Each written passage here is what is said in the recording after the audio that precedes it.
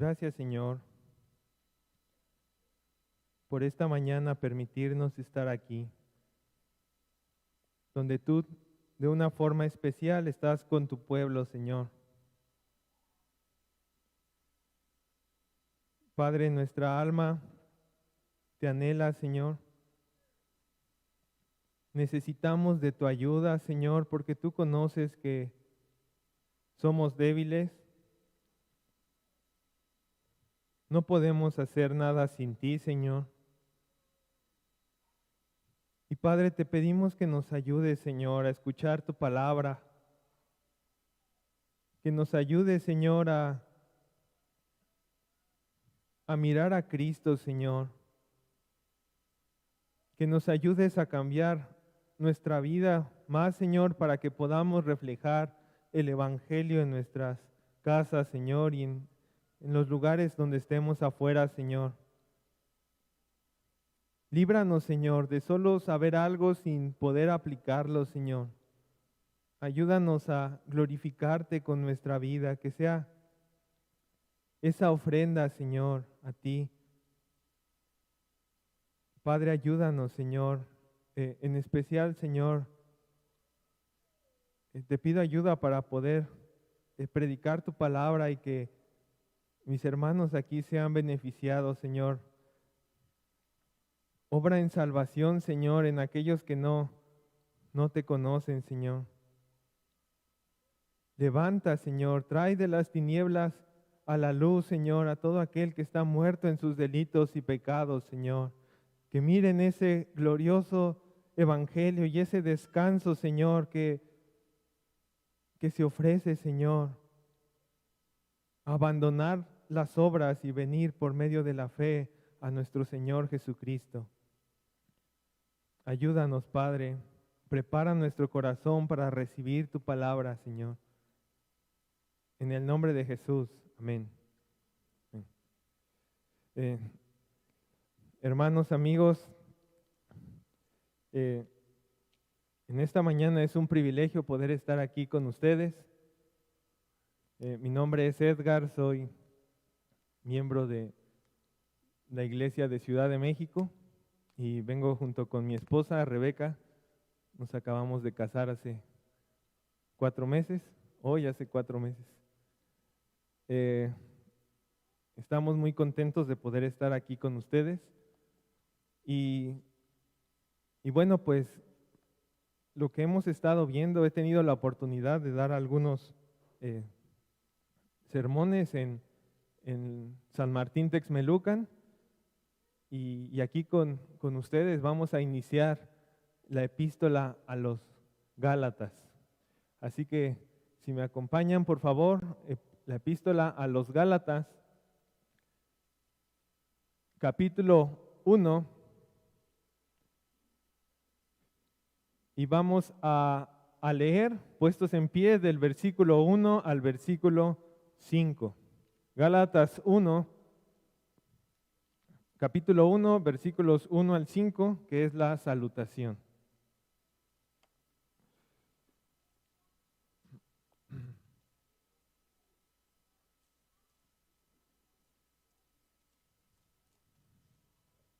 Dice así la palabra. Pablo, apóstol, no de hombres ni por hombre, sino por Jesucristo y por Dios el Padre que lo resucitó de los muertos. Y todos los hermanos que están conmigo a las iglesias de Galacia. Gracia y paz sean a vosotros de Dios el Padre y de nuestro Señor Jesucristo, el cual se dio a sí mismo por nuestros pecados para librarnos del presente siglo malo, conforme a la voluntad de nuestro Dios y Padre, a quien sea la gloria por los siglos de los siglos. Amén. Pueden sentarse, hermano.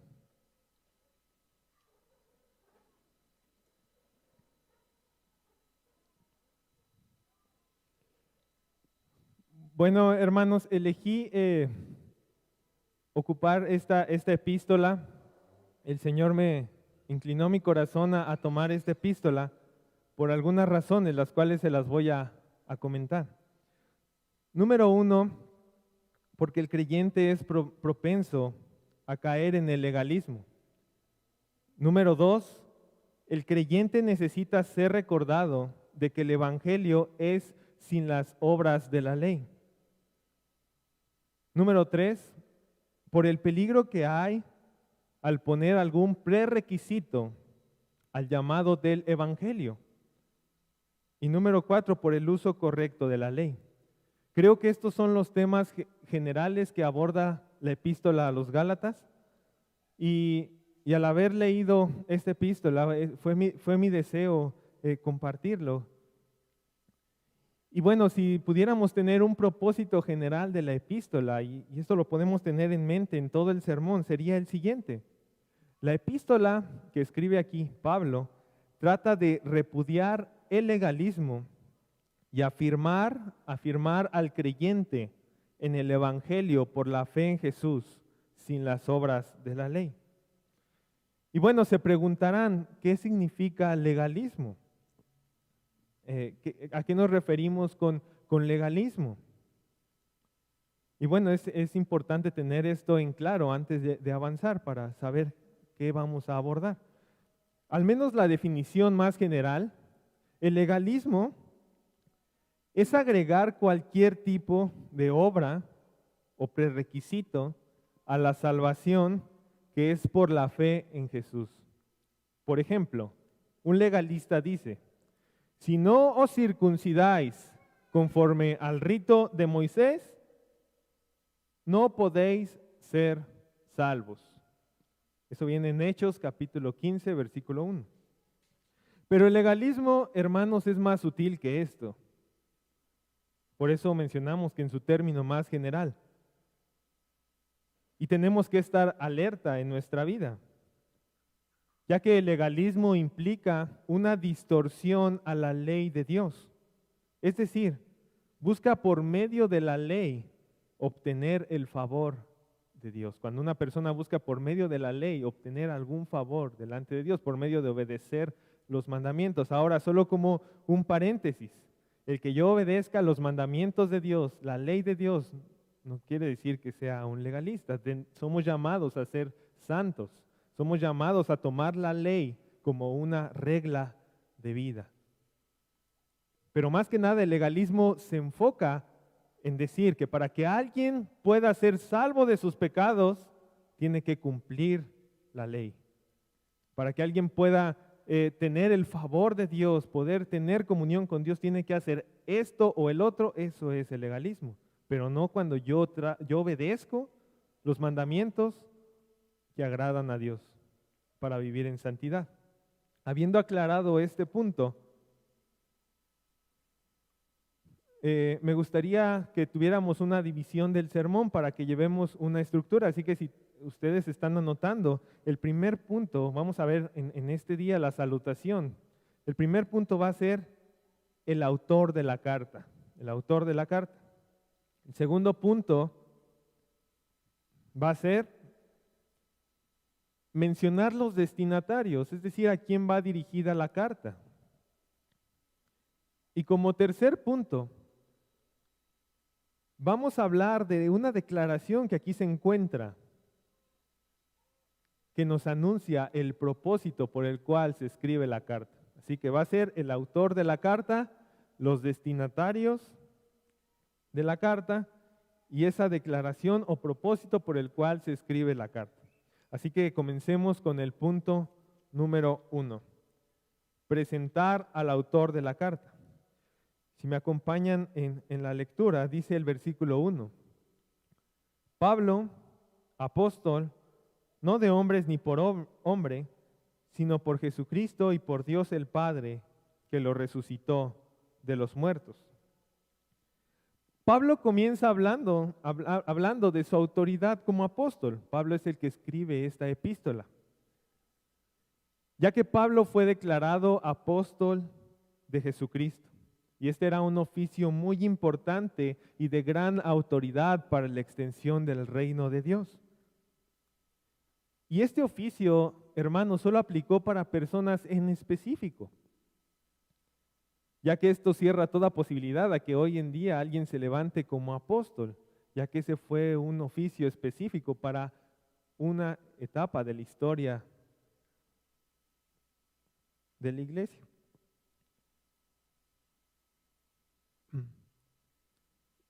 Y bueno, es importante tener bien asentado quién es Pablo. ¿Por qué?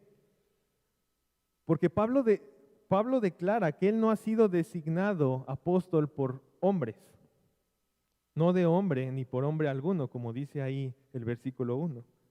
E implícitamente se declara que él mismo no se ha levantado como un apóstol, él mismo no se ha autodenominado apóstol, sino que es por la voluntad de Jesucristo y de Dios el Padre que él ha recibido esta autoridad.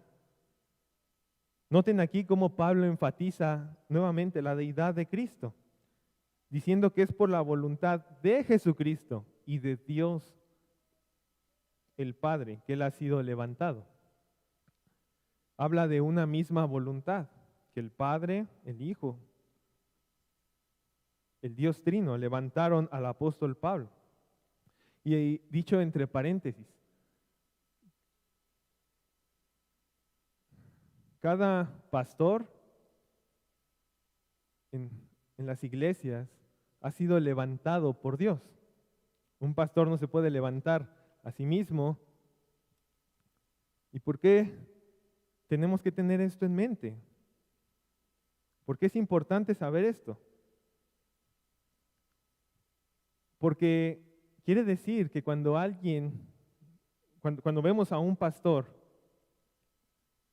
estamos reconociendo que Dios mismo lo ha puesto en ese lugar y que Él, si nos va a traer la palabra, no es la palabra del hombre como tal, sino que es la palabra de Dios. Y esto mismo es el énfasis de Pablo en este versículo 1. Si Dios levantó a Pablo, si Dios fue el que levantó a Pablo como apóstol y no los hombres, entonces eso quiere decir por implicación que el evangelio que Pablo va a predicar, el mensaje que Pablo va a predicar no es un mensaje que se haya inventado Pablo, no es un mensaje que sea de Pablo en sí mismo, sino que es un mensaje de Dios, que es el mensaje de Dios. Miren cómo dice Gálatas 1, 11 y 12. Dice Gálatas 1, 11, pues más os hago saber, hermanos, que el evangelio anunciado por mí no es según hombre. Versículo 12, pues yo no lo recibí ni lo aprendí de hombre alguno, sino por revelación de Jesucristo.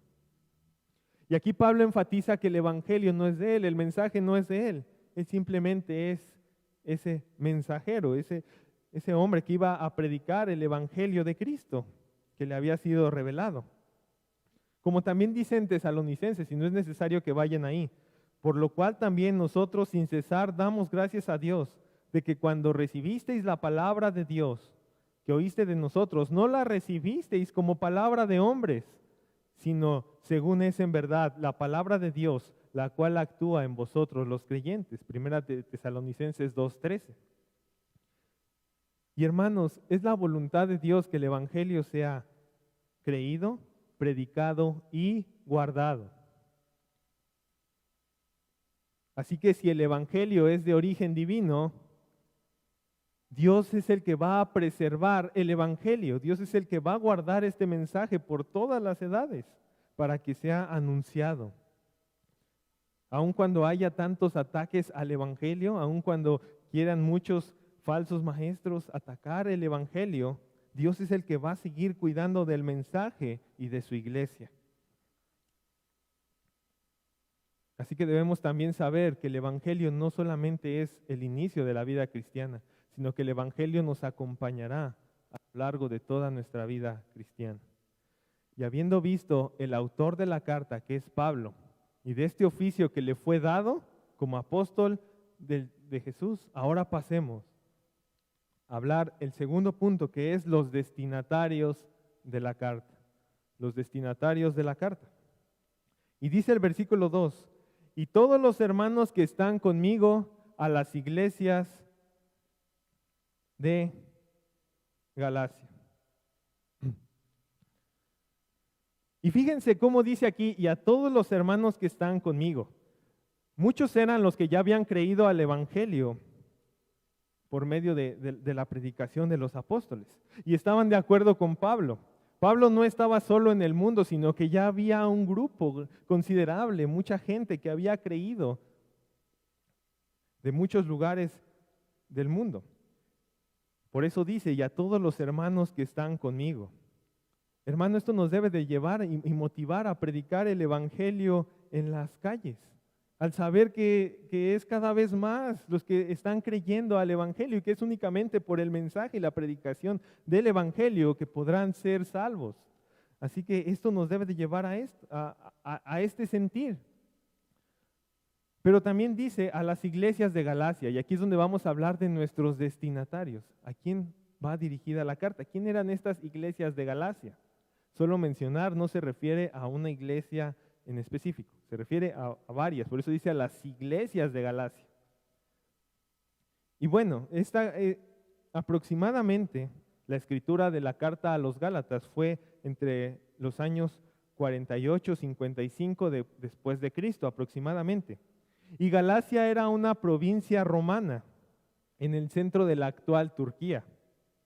Gálatas en sus orígenes fue un término étnico, o sea, solamente era un término, a los Gálatas. Pero hay un debate en decir, bueno, ¿nos referimos a un término o nos referimos a una región? Y esto es algo muy importante, ya que según mirando algunos comentarios, hemos visto que Pablo aquí se está refiriendo a una región y no solamente a un término. Entonces, a las iglesias de Galacia se refiere a una región y a un territorio. Y esto implica lo siguiente.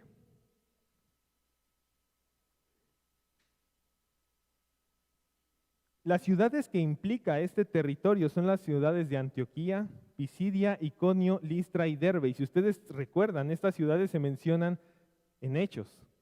Y estas ciudades fueron las que visitó Pablo en su primer viaje misionero. Y lo más probable, y por eso esto es importante, lo más probable es que la carta se haya escrito en algún momento después del primer viaje misionero de Pablo y antes del concilio de Jerusalén de Hechos 15. Así que esto es lo más probable que se haya escrito en este lapso después del primer viaje misionero de Pablo y antes del concilio de Jerusalén de Hechos 15. ¿Y por qué es importante el concilio de Jerusalén de Hechos 15? Porque en el concilio de Jerusalén de Hechos 15 se trata un problema importante. ¿Y cuál es este problema? ¿Es necesario circuncidarse para ser salvo?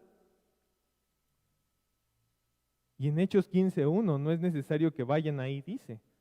Entonces algunos de Judea enseñaban a los hermanos, si no circuncidáis conforme al rito de Moisés, no podéis ser salvos. Entonces, este era un tema, una herejía que se estaba introduciendo a las iglesias de Galacia, a todas esas iglesias que mencionamos de Antioquía, Iconio, Listra y Derbe. Era un problema que falsos hermanos estaban introduciendo y estaban diciendo y turbando a las iglesias. No solamente es necesario creer en Jesús, también tienes que circuncidarte. Y este es el tema que Pablo aborda aquí en Gálatas.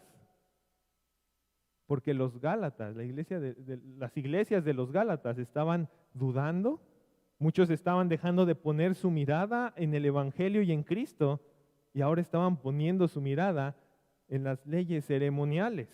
Ahora estaban diciendo, no, solo también tenemos que circuncidarnos, también tenemos que hacer esto o el otro para ser salvos, pero eso es el legalismo y eso es algo que repudia Pablo en esta epístola. El legalismo es destructivo, hermanos, para la iglesia. Y como lo mencionamos en un inicio, no es algo muy obvio, a veces es muy sutil. A veces es muy sutil. Estoy seguro que si yo me acerco a varios de ustedes y les pregunto, hermano, ¿es necesario circuncidarte para ser salvo? El 100% de aquí, o al menos eso espero, diría que no. Entonces, ¿por qué esta epístola a los Gálatas el día de hoy nos es nos es relevante? Pues porque el hombre, la iglesia, tiene que cuidarse del legalismo, tiene que cuidar y guardar el evangelio, tiene que predicar el evangelio sin poner algún prerequisito para venir a Cristo, porque algo debes de saber, amigo, que estás aquí sin Cristo.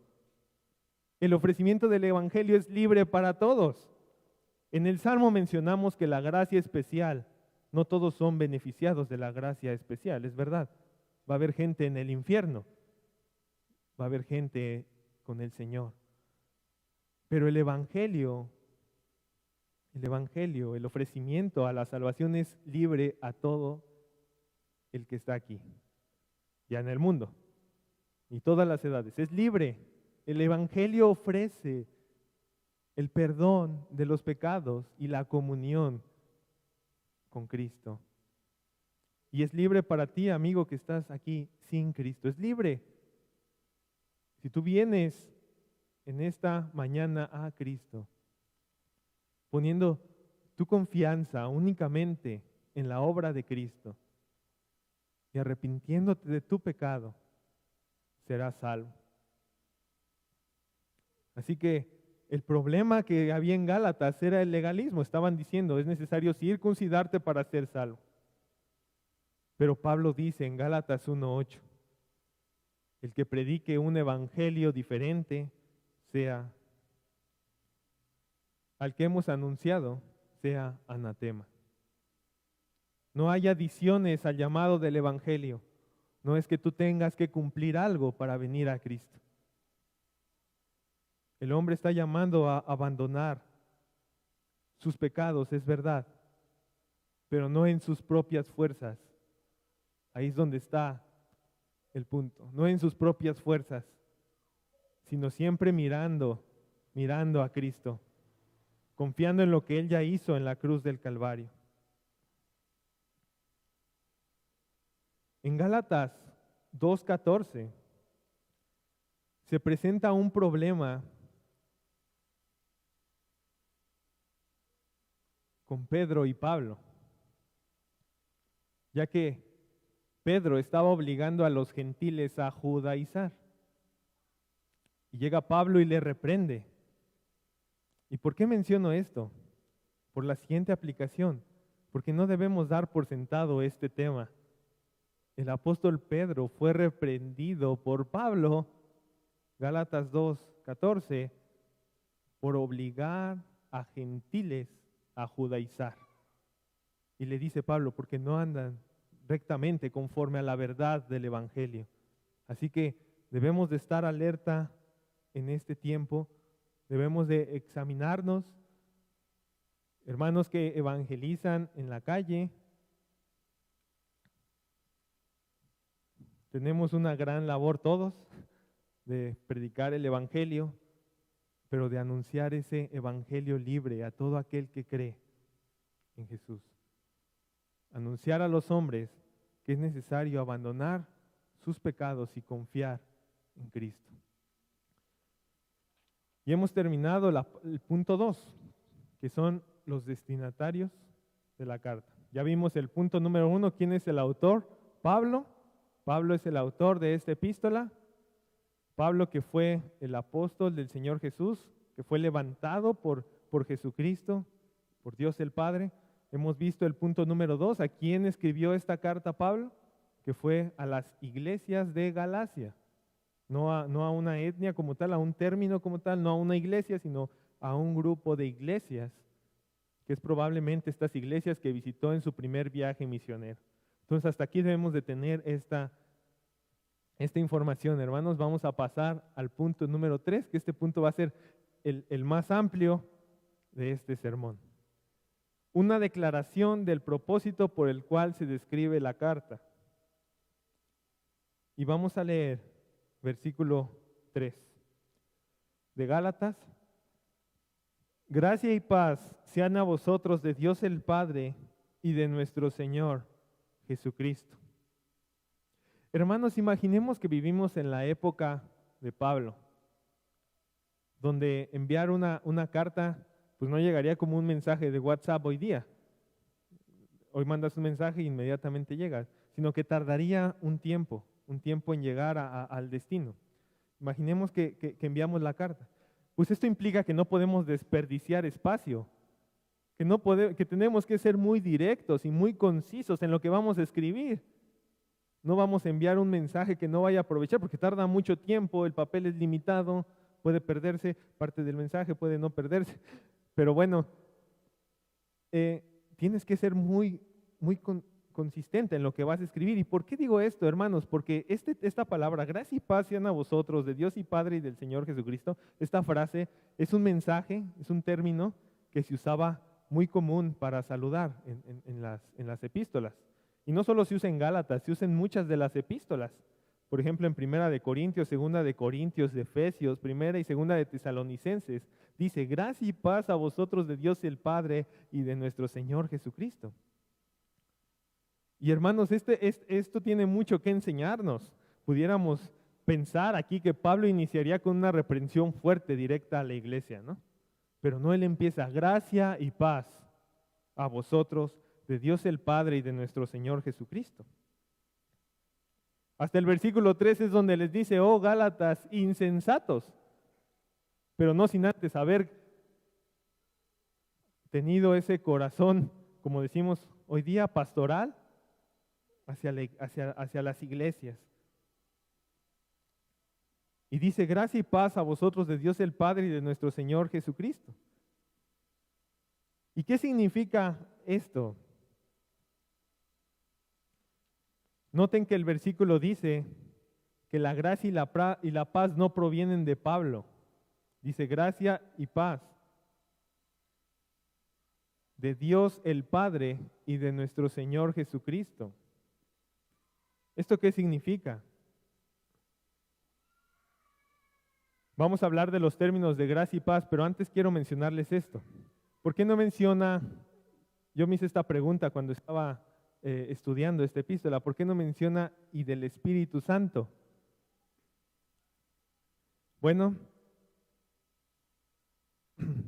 más adelante en Gálatas nos habla del fruto del Espíritu. Y algo muy importante aquí es que el fruto del Espíritu es amor, gozo, paz. ¿Quién es el consolador, hermanos? El Espíritu Santo es el consolador. Gracia y paz de Dios el Padre y de nuestro Señor Jesucristo. Aquí está implícitamente también el Dios Trino hablando a la iglesia, consolando. ¿Quién iba a ser el consolador? ¿No dijo eso Jesús? Les enviaré un consolador, les conviene que yo me vaya. Ahí está el Espíritu Santo, quien iba a traer esa paz a los hermanos. Pero vamos a ver un poco más de qué significa gracia y paz. Primero, gracia. La gracia es no ser tratados la gracia es no ser tratado como merecemos, sino ser tratados como no lo merecemos. ¿Qué merecemos nosotros por ser pecadores? La ira de Dios. La ira de Dios por nuestros pecados. Y la gracia es no ser tratado como merecemos. Pero no solo eso, sino que la gracia va más allá. Ser tratados como justos, como si nunca hubiéramos roto ningún plato, como si nunca hubiéramos pecado. La gracia es no ser tratados como lo merecemos, sino ser tratados como no lo merecemos. Dios nos trata como justos, como santos, como escogidos de Dios, como sus hijos. ¿Y cómo puede ser esto posible? ¿Cómo puede ser que Dios nos trate como no lo merecemos? Porque Dios es justo. Él dice que no tendrá por inocente al culpable. Entonces, ¿cómo puede ser esto? Y aquí es donde es Cristo. Cristo es el foco de atención. Cristo fue tratado en lugar del pecador como un culpable, aunque Él no hizo pecado. Y en virtud de esto, amigos, hermanos, es que Dios puede perdonarnos y puede tratarnos como justos, puede tratarnos como si nunca hubiéramos roto ningún mandamiento de la ley en toda nuestra vida. Es en virtud de que Jesús bebió la copa de la ira de Dios, que nosotros podemos tener esta gracia, este favor de Dios. Es gracias a ese intercambio que hubo en la cruz del Calvario, el justo por los injustos. ¿Y qué sucedía con los Gálatas? Habíamos dicho, ¿por qué es importante que ellos reconocieran este mensaje? Porque los Gálatas se habían alejado del que os llamó de la gracia de Cristo para seguir un evangelio diferente. Vean versículo 1:6 de Gálatas. Estoy maravillado de que tan pronto os hayáis alejado del que os llamó de la gracia de Cristo para seguir un evangelio diferente. Esto no significa que los Gálatas eran salvos y después perdieron su salvación. Esto significa que ellos habían dejado de poner su mirada en Cristo y desviaron su mirada a las obras. Y Pablo dice, no, despierten, vuelvan al evangelio, recuerden el evangelio. Si alguien nos anuncia un evangelio diferente del que hemos anunciado, sea anatema. A esto se refiere este texto. Ellos habían perdido de vista a Cristo. Y hermanos, una aplicación aquí. ¿Cómo estás en esta tarde? ¿Has perdido de vista el evangelio de la gracia? No estoy diciendo que si has perdido tu salvación. Estoy diciendo que si has perdido de vista, la salvación no se puede perder. Si has perdido de vista ese evangelio, somos propensos, hermanos, y no nos lo recordamos cada día. A veces podemos llegar a pensar, tengo que hacer esto para que el Señor me recompense, aunque tenemos en nuestra mente la teología de que Dios, de que no es por las obras de la ley. Muchas veces llegamos a cometer algún pecado, porque lamentablemente todavía seguimos pecando, hermanos. Y buscamos rápido ir a Cristo, buscamos rápidamente tener cuentas cortas con Dios, o tratamos de resarcir un poco el daño y después venir a Cristo. Así que debemos animarnos al evangelio, debemos animarnos nuevamente a recordar ese mensaje cuando nos hablaron la primera vez, que Dios había perdonado todos nuestros pecados, que Dios había perdonado toda nuestra deuda y no por las obras de la ley, no porque yo hice algo, sino únicamente por la fe. Y ahora sí, a la luz de esto, obedecer. Ahora sí, a la luz de esta realidad, obedecer. Así que esto nos debe de llevar a examinarnos en esto. Y ahora vamos a ver la paz. Hemos visto gracia, ahora vamos a ver paz. La paz. Al haber sido perdonado de nuestros pecados, ya no hay más deuda. Ya no hay más condenación y ahora podemos tener la paz de Dios. Ahora podemos tener esa paz que sobrepasa todo entendimiento. Nuestro mayor problema no son las finanzas. Nuestro mayor problema no es la falta de salud. No es la falta de empleo, aunque ciertamente son cuestiones que luego nos afligen. Es verdad. Pero eso no es nuestro principal problema. Nuestro mayor problema, como lo vimos en el Salmo, es nuestro pecado y necesitamos de esa gracia especial. Y al tener el perdón de nuestros pecados, tenemos la paz de Dios. Tenemos la paz de Dios. Por eso el Señor Jesús dijo en Juan 14:27, la paz os dejo, mi paz os doy. Yo no la doy como el mundo la da. No se turbe vuestro corazón ni tenga miedo. Noten aquí cómo dice que hay una aparente paz, entre comillas. Una paz que da el mundo. No es la paz verdadera.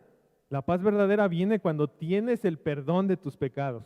La paz verdadera viene cuando Dios perdona tu deuda. Cuando estás bien con Dios, ahí hay paz verdadera. La paz que no es verdadera es una aparente paz que te da el mundo, con las cosas, las diversiones, pero es una aparente paz, no es la paz verdadera. Y nuevamente, el énfasis. ¿Quién da esta paz? El Espíritu Santo, el Consolador, el que mora en el creyente. es el que tiene es el que da la paz. Versículo 4.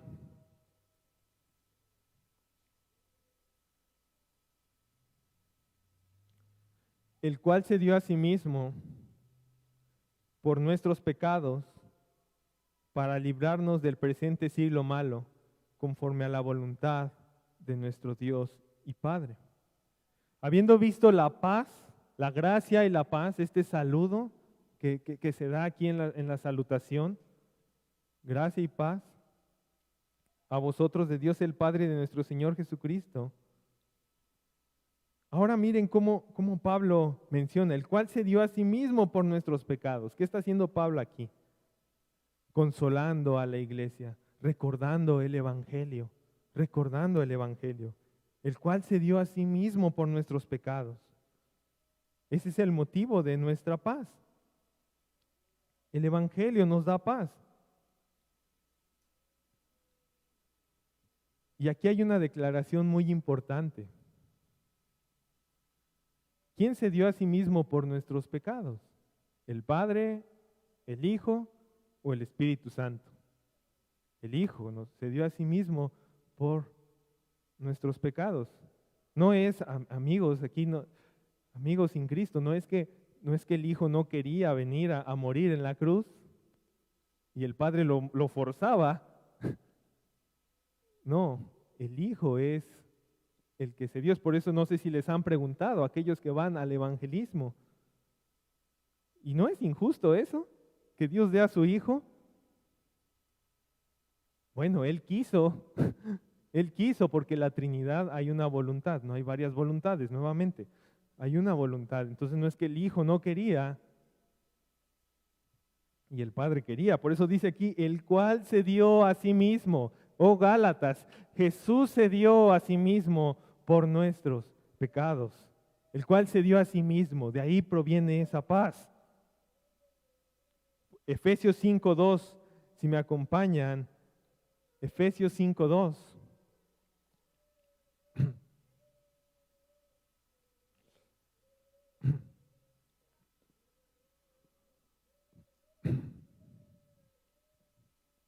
Efesios 5:2 dice, y andad en amor, como también Cristo nos amó y se entregó a sí mismo por nosotros, ofrenda y sacrificio a Dios en olor fragante. Ese texto que dice, porque de tal manera amó Dios al mundo. Y aquí dice, Cristo nos amó. Así que tenemos que tener bien fundada esta doctrina, que no solamente el Padre, sino el Dios Trino, el Padre, el Hijo y el Espíritu Santo. Él se entregó a sí mismo por nosotros. Ahora, ¿por qué se entregó Jesús? No porque necesitara algo de nosotros, sino que dice el texto, porque Él nos amó. Ajá. Como también Cristo nos amó, dice el texto. Entonces se entregó por amor.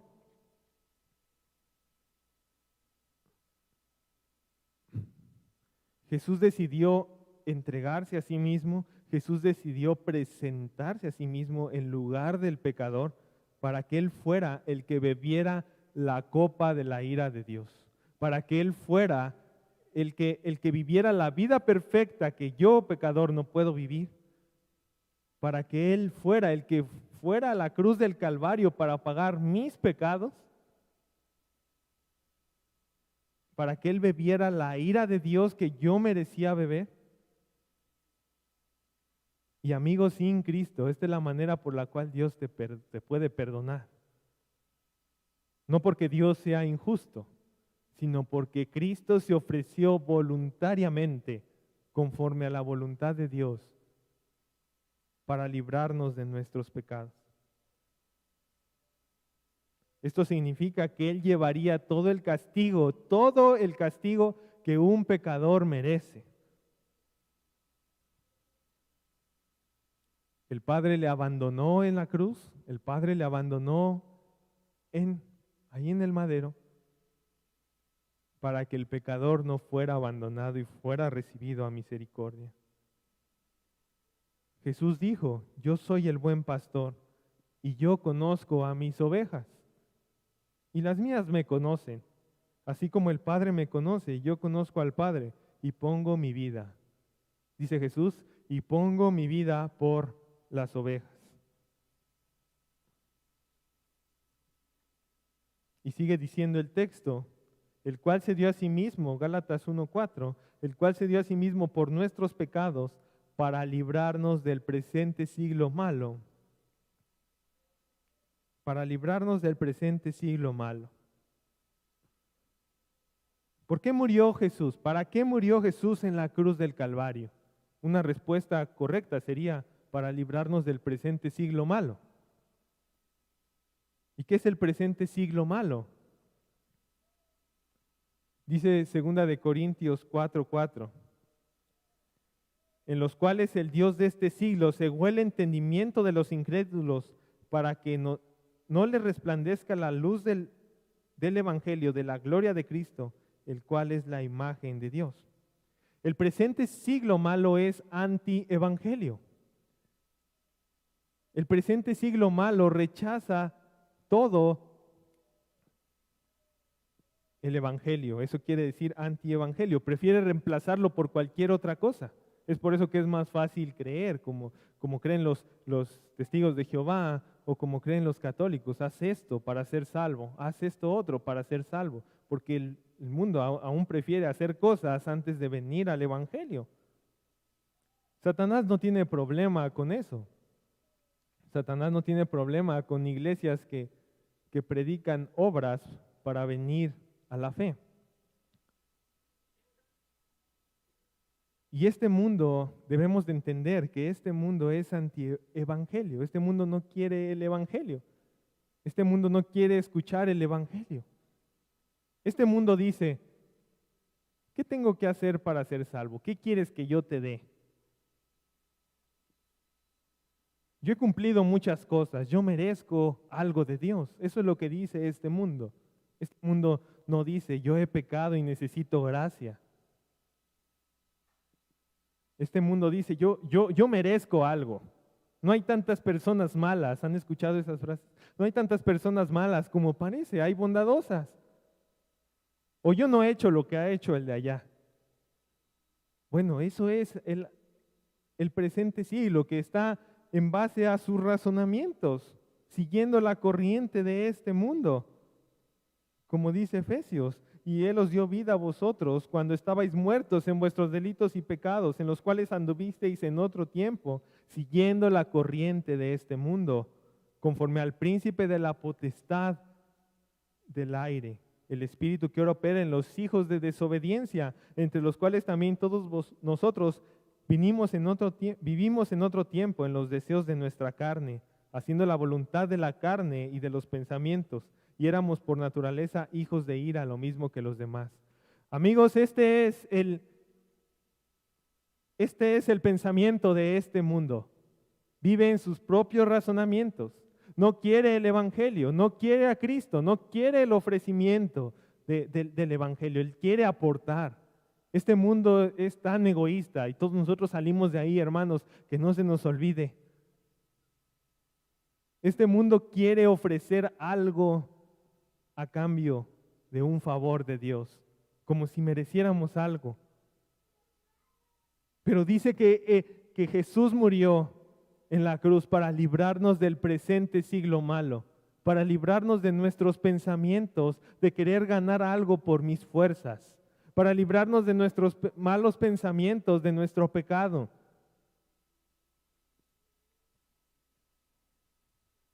Y amigo sin Cristo que estás aquí en esta mañana, si tú no estás en Cristo, tú vives bajo la corriente de este mundo. Tú vives bajo la corriente de este mundo, llevando por cualquier viento de doctrina. Es necesario que voltees a ver a Cristo antes de que sea demasiado tarde. Es necesario que mires a Cristo, porque dice, y Él os dio vida a vosotros cuando estabais muertos. Así que tú te encuentras muerto en esta mañana. Y podrás decir, pero yo hoy me paré solo y vine solo, nadie me trajo. No, no me refiero a muerto físicamente, se refiere aquí muerto espiritualmente. Por eso no amas a Dios, por eso no quieres nada de Dios, por eso vives en los pensamientos de este mundo. Pero el Evangelio te libra del presente siglo malo, para que ahora tengas, como dice la palabra, la mente de Cristo.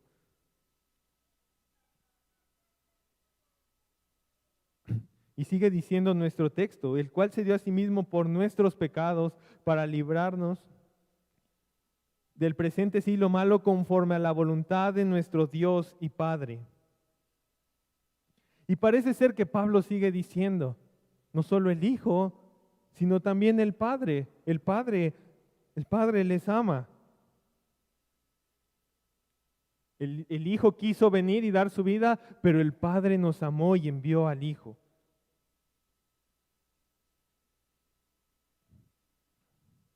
Y en la teología esto se le llama el pacto de redención. ¿Qué es el pacto de redención? Donde el Padre y el Hijo acordaron salvar a un grupo de pecadores, antes de que todas las cosas fueran creadas.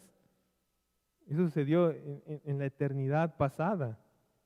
El Padre y el Hijo acuerdan salvar a los pecadores.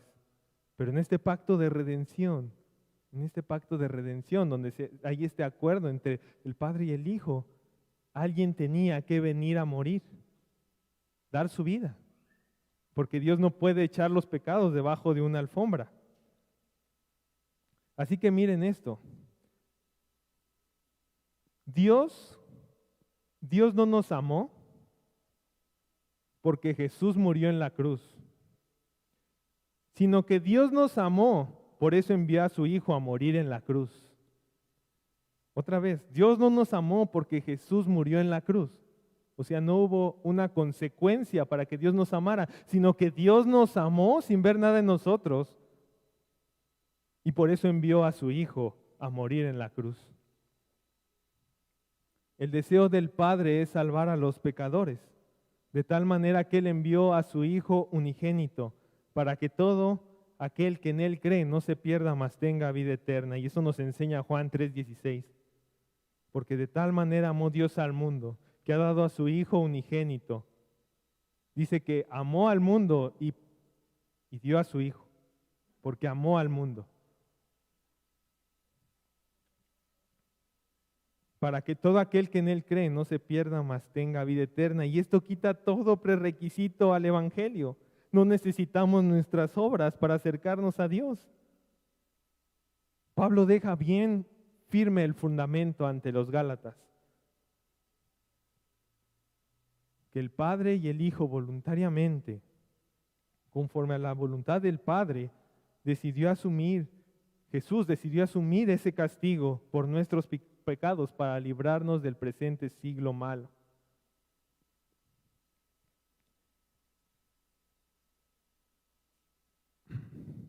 Y por último, miremos el versículo 5, el final de la salutación. A quien sea la gloria por los siglos de los siglos. Amén. Y aquí cerramos con broche de oro. Y digo esto porque al final Dios es el que se lleva la gloria. El Evangelio verdadero da totalmente la gloria a Dios, porque no depende de los méritos del hombre, sino que Dios, quien nos amó, y en virtud de eso que dio a su Hijo.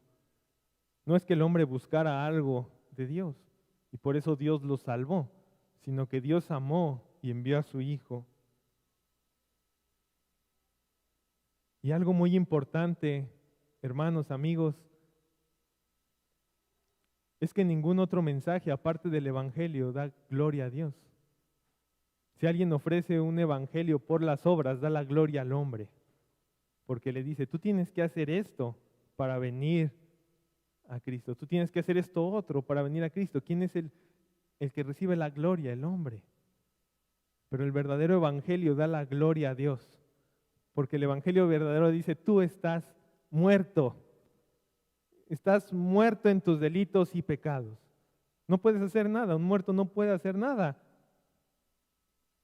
Así que Dios es el que recibe la gloria. Y por eso Pablo termina aquí. A quien sea la gloria por los siglos de los siglos. Amén.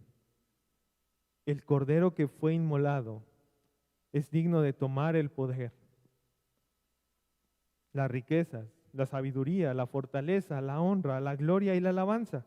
A todo lo creado que está en el cielo y sobre la tierra y debajo de la tierra y en el mar, y a todas las cosas que en ellos hay, oí decir, al que está sentado en el trono y al Cordero, sea la alabanza, la honra, la gloria y el poder por los siglos de los siglos.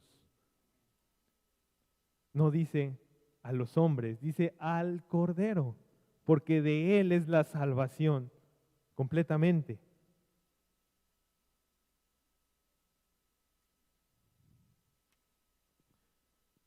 Para finalizar, aquí hemos finalizado ya la epístola a los Gálatas, la salutación, perdón, el sermón. Solo quiero recapitular lo que vimos. Primero vimos el autor de la carta, que fue Pablo, levantado por Dios como apóstol del Señor. Después vimos que fue una carta que envió a las iglesias de Galacia, que era un territorio. Dijimos que no era una etnia, un término étnico, sino era un territorio porque conformaba varias iglesias que visitó en su primer viaje misionero.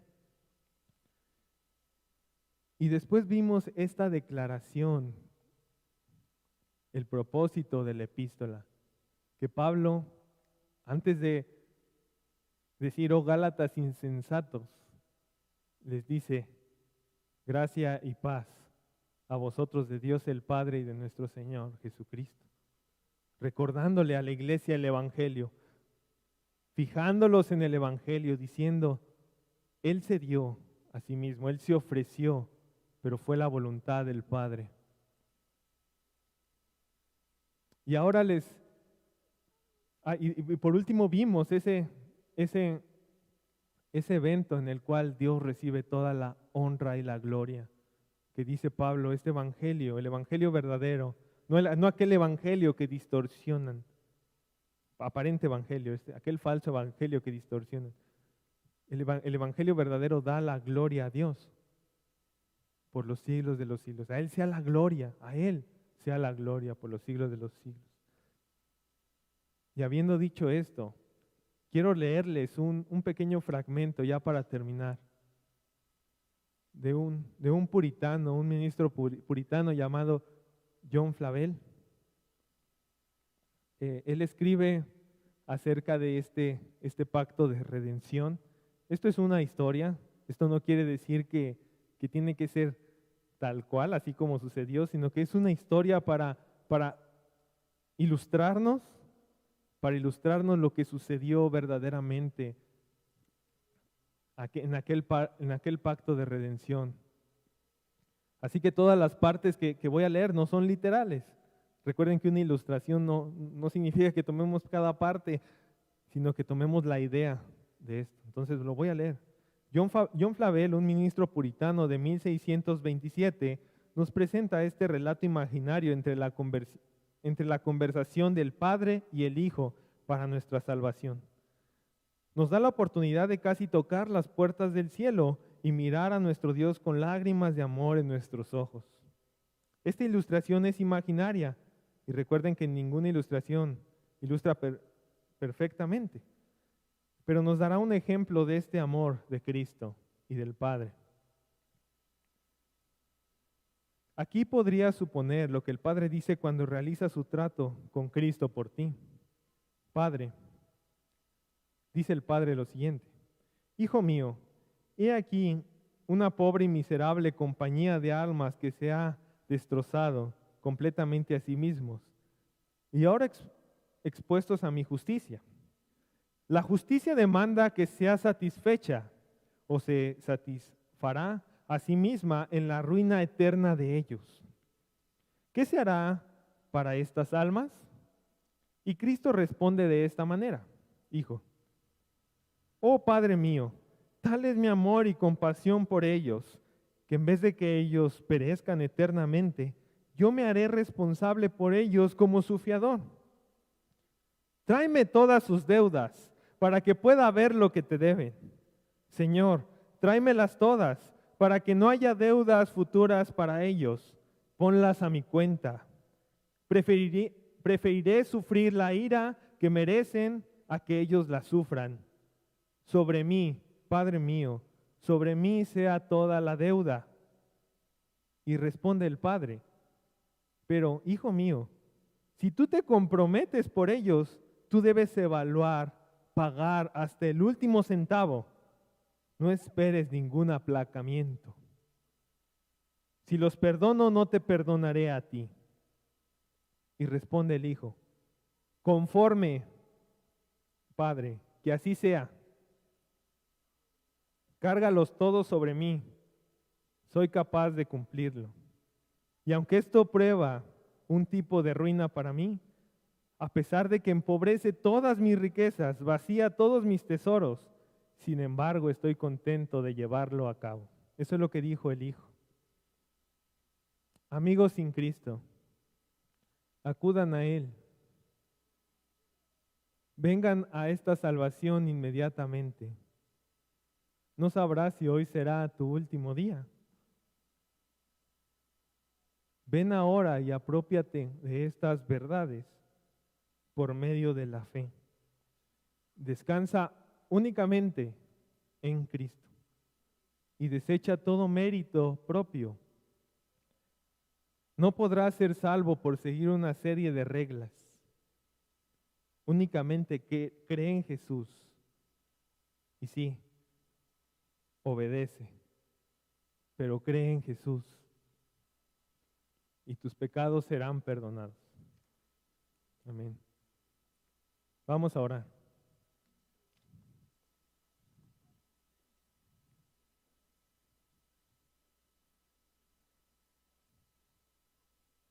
Señor, tú eres el mismo hoy y siempre, Señor. Tú no cambias, Señor. Gracias por haber dado a tu Hijo por nuestros pecados. Y gracias, Señor, por perdonarnos todos ellos, Señor. Porque ciertamente somos pecadores, Señor. No hay quien pueda levantarse delante de ti y ser justo por sí mismo. Pero en Cristo Jesús, Señor, tú nos levantas y nos llamas hijos, Señor. Perdónanos, Padre, por muchas veces confiar en nosotros mismos y no confiar en Cristo como deberíamos hacerlo. Ayúdanos, Señor, a que en esta semana que sigue podamos confiar en Cristo, Señor, aún más. Y que nuestra vida cambie, Señor, para vivir a la luz del Evangelio que hemos recibido y anunciar el glorioso Evangelio a otros, Señor. Te pedimos que salves a aquellos que están aquí presentes sin Cristo. Gracias por ser un Dios perdonador y gracias porque mostraste tu amor en la cruz cuando enviaste a tu Hijo a morir por nosotros pecadores. Te pedimos, Señor, que alcances a los perdidos en este día y que tú seas glorificado en la salvación. Que a ti sea la gloria por los siglos de los siglos. Amén.